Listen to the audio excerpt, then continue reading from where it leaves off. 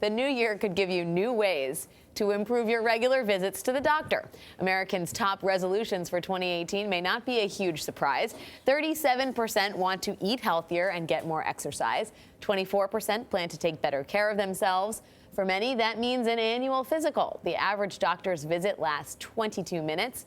Our Dr. Narula is here with a checklist to make sure your exam time is used wisely. Doc, good morning. Good morning. Happy New Year. Happy New Year to you. All right, what should we be doing in this visit to the doctor to make it more worthwhile? Right, 22 minutes goes very quickly. So you want to be empowered, and that means coming armed with information. So first, you want to bring your medications, bring the bottles, bring pictures of the bottles so the doctor knows the dosage and frequency.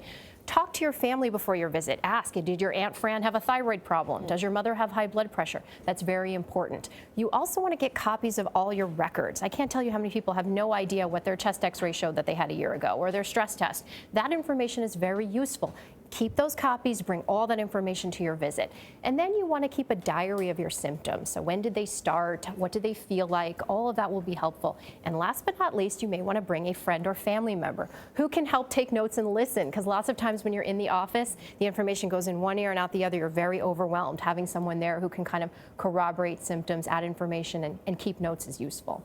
It is not always easy to transfer those records back and forth and track them down, right? It is not, but you can ask for copies. I mean, that is your right, and you should ask for a copy of your records and have it with you. Is it useful to get lab tests done before you actually go for the checkup? Sometimes. So if you're a patient who's been with a doctor for a while, and you know every year they order these tests, or you're followed for a condition like your thyroid or your blood sugar, then getting it before can be helpful, because you can then sit face-to-face with the doctor and go over the results when you see them. However, if you're a new patient, the doctor may want to order specific tests particular to whatever condition they're looking at you for, and then you would get stuck twice, essentially. So it may make sense to wait in that case. What are some questions you should ask? So you certainly want to ask things about screening, about vaccination, prevention, your cardiovascular risk. You want to ask how the doctor's office functions, how they're going to follow up with you, how often you should be seen. But I really think with those first visits, the most important thing is establishing a connection. This is like a marriage. It's a very important personal relationship.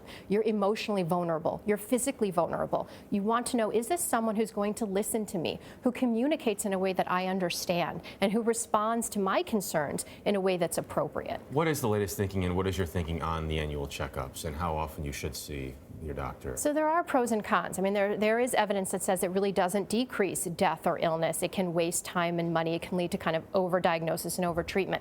On the other hand, it again establishes that very important doctor-patient relationship, that trust.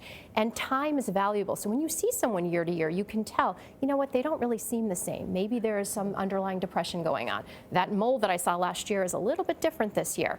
So that's valuable. It can also give you time to go over prevention and screening, which is important. Yeah, I think the prevention is good too, because they always take your cholesterol, your blood pressure. Right. Get the stats. Yeah, and certainly if you're getting older and your blood pressure goes up and your cholesterol goes up, you can treat that early. And don't worry about asking for second opinions. You know, people lots of times feel uncomfortable about that, but the bottom line is this is your health. You need to be in charge, and the doctor should not get offended if you ask for a second opinion. Great, thank you. Dr. Narula, thank you very much.